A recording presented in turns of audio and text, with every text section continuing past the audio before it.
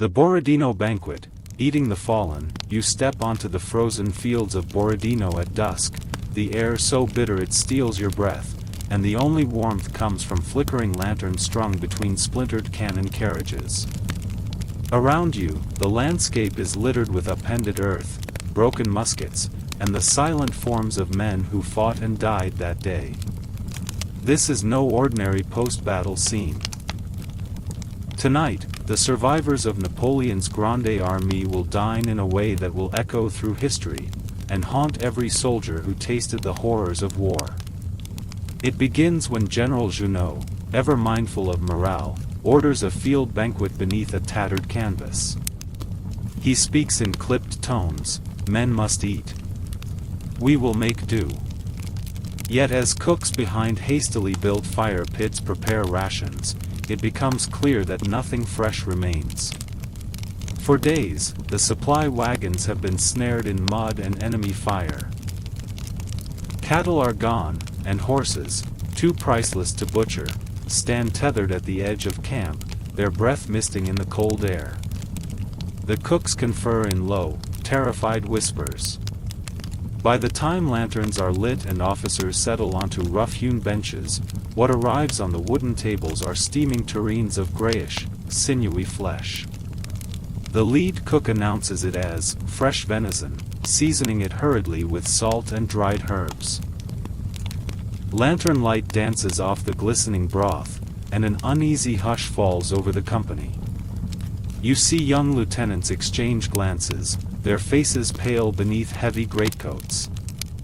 A few steel themselves, dipping spoons into the stew and lifting it toward their mouths. The first taste is shocking, not like any meat you've known. It carries an iron tang, and the texture is too firm, too fibrous. Bones grind against teeth. Captain Fournier's spoon clatters to the table as he cries out, "What savage beast yields such sinews?" The cook's hand trembles as he snaps, "No beast, only what we gathered from the fallen." He nods toward a pile of bone fragments at his feet. Whispers rise, France's bravest officers have consumed their own comrades. Napoleon himself arrives then, his silhouette framed by the lantern glow. He takes a measured bite, his cold gaze sweeping the table. You imagine you hear a faint snap as he breaks through cartilage. He chews deliberately and swallows. Silence grips the camp. Then, in his quiet voice, so at odds with his battlefield roar, he says, "Necessity is the mother of invention. Tonight, we prove we are made of sterner stuff." A murmur of approval follows, and the banquet resumes. As the meal continues, conversations drift to surreal territory.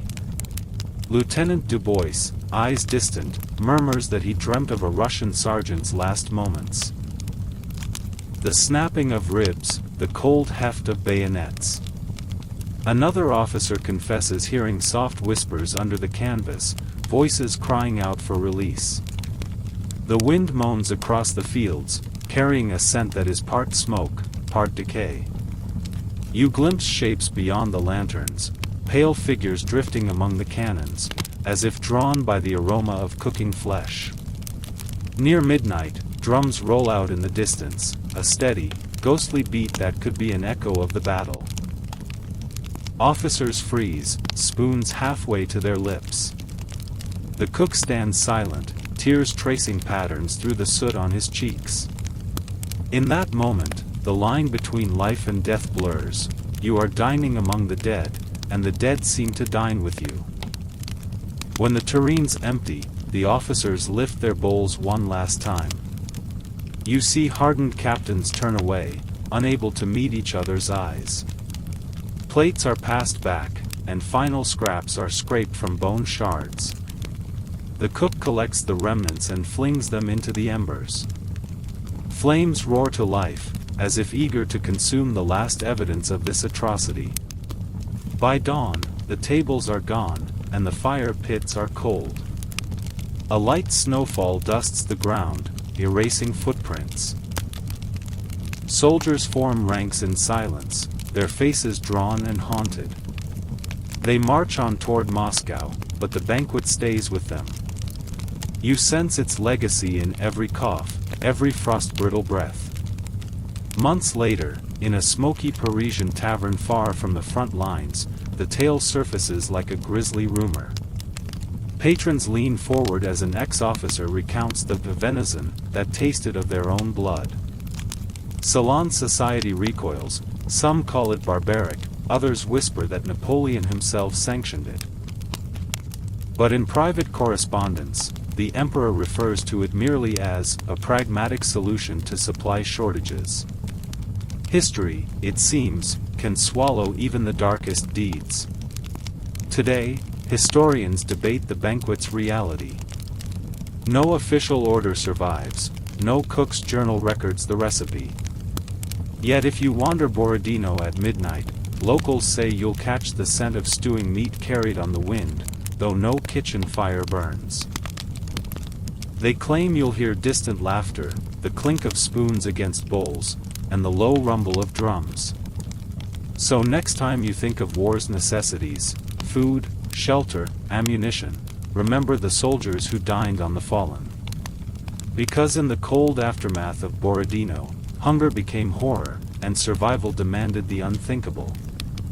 And those who partook have never forgotten the taste of their own humanity, boiled away in a single, bitter broth.